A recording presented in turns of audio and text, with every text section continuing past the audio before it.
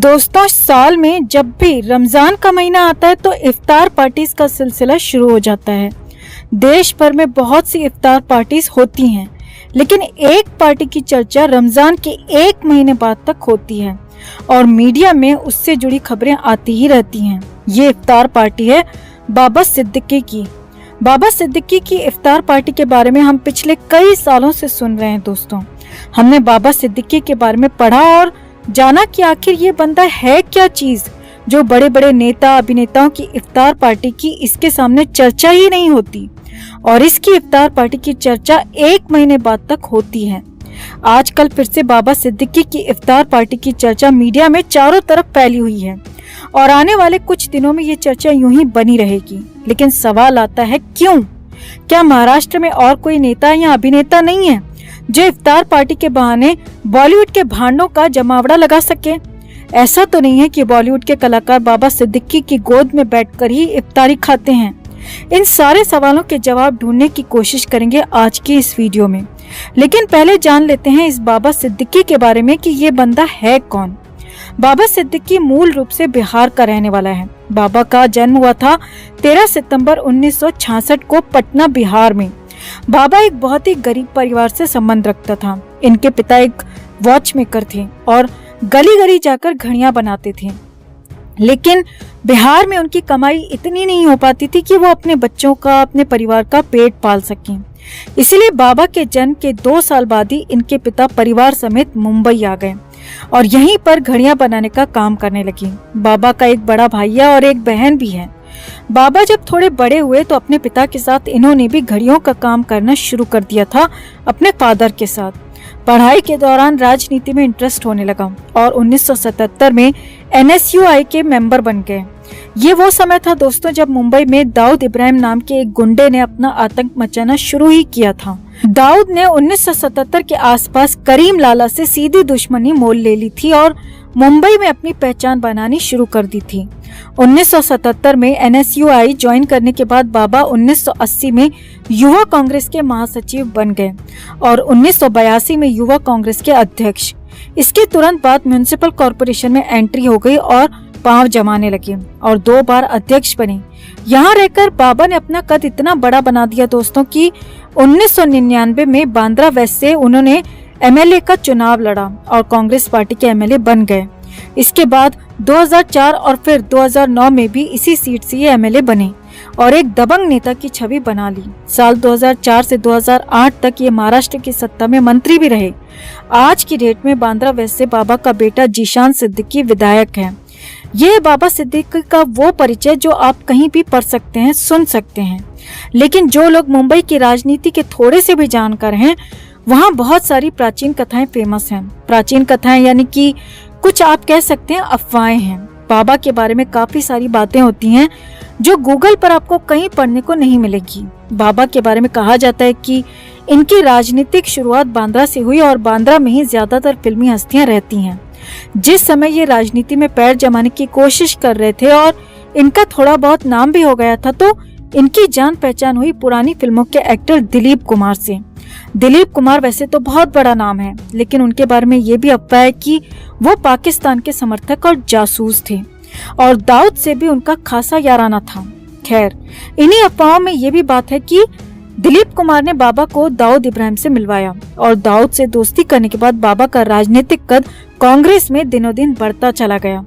इनका नाम कांग्रेस के बड़े बड़े नेताओं तक भी पहुंचने लगा। दाऊद से दोस्ती के कारण ही इन्हें कांग्रेस के युवा कमेटी का अध्यक्ष बनाया गया।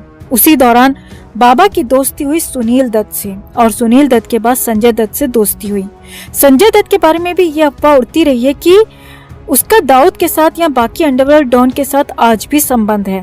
एक तरफ बाबा दाऊद का खास बन चुका था तो दूसरी तरफ संजय दत्त दाऊद का सबसे खासम खास था। बस यही एक वजह थी कि संजय दत्त और बाबा की दोस्ती बढ़ती चली गई।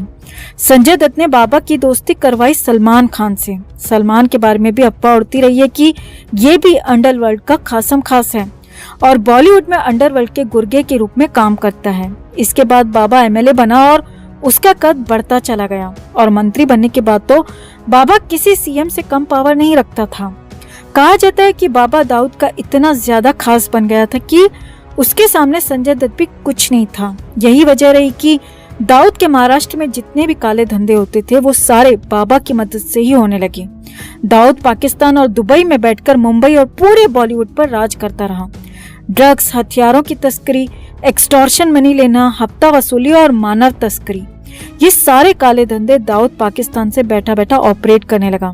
महाराष्ट्र के राजनीति के जानकारों में ये अफवाह भी बहुत ज्यादा कॉमन है कि दाऊद ने बड़े बड़े लोगों को अपना बिजनेस संभालने को छोड़ रखा है, जिसमें संजय दत्त, सलमान खान के साथ साथ बाबा सिद्दीकी का भी नाम शामिल है। इस तरह की बातें महाराष्ट्र और मुंबई में होती रहती हैं।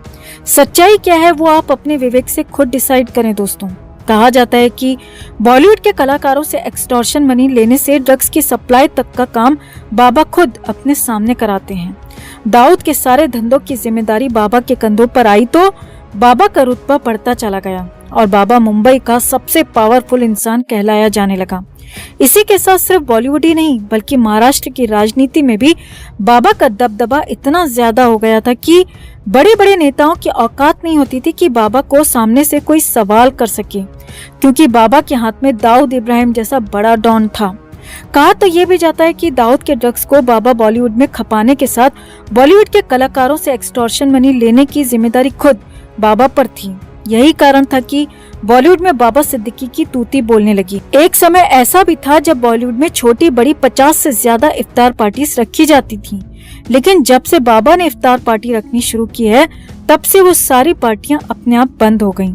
आज आलम यह है कि बॉलीवुड के फिल्मी कलाकार ही नहीं, टीवी के छोटे बड़े कलाकार भी बाबा की इफ्तार पार्टी में बिरयानी की प्लेट लेकर लाइन में खड़े होते हैं और सभी कलाकार इसकी पार्टी में जाते भी हैं, क्योंकि जाने अनजाने हर कलाकार का सामना बाबा सिद्दीकी से कहीं न कहीं होना ही है, क्योंकि एक्सटॉर्शन मनी भी सभी को देनी है और ड्रग्स भी लगभग सभी को चाटनी है और इन दोनों कामों में बाबा की मर्जी के बगैर यहाँ पर पत्ता भी नहीं हिल सकता। सलमान और शाहरुख खान का फिल्मी करियर 1990 के दशक से शुरू हुआ था, लेकिन धीरे धीरे ये दोनों एक दूसरे के कॉम्पिटिटर बनते चले गए और इनमें हमेशा से एक दूसरे के लिए जलन रही। साल 2005-6 के बाद ये आलम हो गया था कि इन दोनों की लड़ाई हो गई। सरेआम इन दोनों ने गाली गलौज की एक पार्टी में और ये दोनों एक दूसरे के कट्टर दुश्मन बन गए। इनकी दुश्मनी 7-8 साल से ज्यादा लंबी चली, लेकिन साल 2014 में बाबा ने एक इफ्तार पार्टी रखी और उसमें आदेश सुनाया कि दोनों अपनी दुश्मनी भूलकर दोस्त बन जाओ और गले मिलो। शाहरुख तो छोड़िए, सलमान खान की भी इतनी हिम्मत नहीं हुई कि अपनी जिद पर अड़ा रहे। बाबा के एक कहने भर से सलमान ने शाहरुख खान से दोस्ती कर ली। इस घटना से आप अंदाजा लगा सकते हैं दोस्तों कि जिस इंसान के कहने को सलमान खान भी नहीं टाल सकता, उसका रुतबा महाराष्ट्र में या बॉलीवुड में क्या होगा। सलमान के जितने भी केस हुए हैं, चाहे वो काले हिरन का केस हो, चाहे वो फुटपाथ पर लोगों को कुचलने का केस हो या दूसरा कोई मैटर हो, हर जगह बाबा सिद्दीकी का हाथ सलमान के कंधे पर हमेशा रहा है। और ऐसा नहीं है कि बाबा दूर से समर्थन कर रहा है, नहीं, जोधपुर कोर्ट जाते समय खुद बाबा सलमान खान के साथ रहा था। सलमान खान जब कोर्ट में केस की हाजिरी लगा रहा था, उस समय बाबा सलमान खान की बहन को दिलासा दे रहा था। इसी तरह संजय दत्त के केस में भी बाबा का साथ हमेशा बना रहा। बाबा सिद्दीकी के बारे में ऐसी बहुत सारी अफवाहें हैं जो ये बताती हैं कि बाबा मुंबई का एक डॉन है। इन अफवाहों में कितनी सच्चाई है ये वही लोग जान सकते हैं जो इन सब बातों को करते हैं। साल 2017 में बाबा पर 500 करोड़ रुपए के घोटाले का भी आरोप लगा था। इसी संबंध में ईडी ने बाबा से कई दिन तक लगातार पूछताछ की और इन पर यह आरोप भी था कि इनके संबंध अंडरवर्ल्ड से हैं। सारे सबूत बाबा के खिलाफ थे और खुद ईडी के सूत्रों से मीडिया में ये बातें सामने आई थी कि बाबा के खिलाफ ईडी के पास काफी पुख्ता सबूत इकट्ठे हो चुके हैं और उसे कभी भी गिरफ्तार किया जा सकता है। यानी ये तय था कि बाबा का पुनिंदा बनने वाला है। ईडी की जांच बहुत जोर शोर से चल रही थी, लेकिन अचानक से मीडिया में ये सारी खबरें आनी एकदम से बंद हो गयी। किसी भी तरह की कोई खबर नहीं आई और इसके बाद ईडी के बड़े बड़े दावे कहाँ फुस हो गए ये किसी को कुछ भी अता पता नहीं चल पाया। कहाँ तो 2017 में बाबा गिरफ्तार होने वाला था और कहाँ आज 6 साल बाद 2022 में उस केस का या उस 500 करोड़ के घोटाले का कहीं भी किसी भी तरह का कोई जिक्र नहीं है।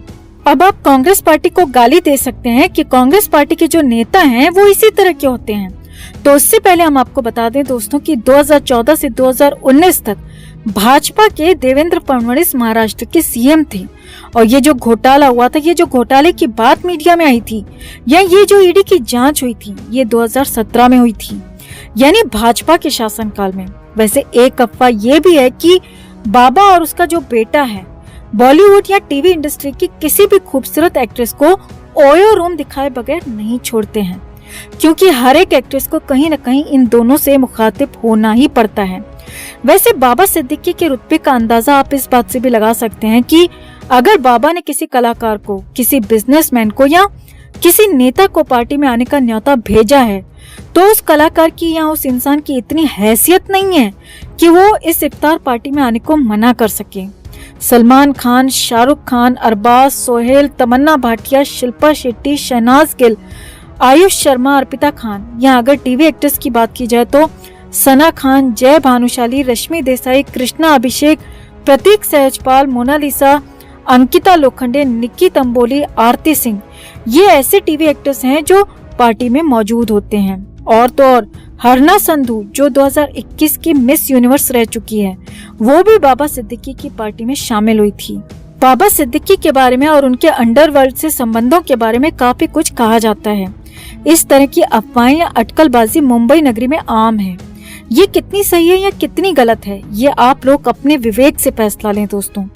बाबा सिद्दीकी सिर्फ एक नेता भर नहीं है, बॉलीवुड के साथ पूरे महाराष्ट्र में उन्होंने अपनी ऐसी पैठ बना रखी है कि वो कुछ ना भी हो तब भी बहुत कुछ है। सलमान खान और संजय दत्त जैसे इंसान जिसके आगे नतमस्तक हो जाते हैं, वो क्या चीज होगी ये आप अंदाजा लगा सकते हैं। बाबा सिद्दीकी का पार्टी के लिए बुलावा माने पत्थर की लकीर, हर बंदे का जाना तय होता है, चाहे वो कितनी भी बड़ी तोप क्यों ना हो। बाबा सिद्दीकी के बारे में हमने आपको सारे फैक्ट्स और इनके बारे में जितनी भी अफवाहें वो सारी बता दी हैं कि बाबा सिद्दीकी कौन है और क्यों इनकी बॉलीवुड में इतनी तूती बोलती है और किस तरह से इस पर आरोप लगते रहते हैं। आप बाबा सिद्दीकी के बारे में क्या सोचते हैं? कमेंट में आप भी अपनी बात, अपनी राय जरूर रखें। वीडियो को लाइक और शेयर कर अपना प्यार और सपोर्ट भी जरूर दिखाएं। चैनल को सब्सक्राइब कर चैनल के साथ जुड़कर हमारी आवाज बने।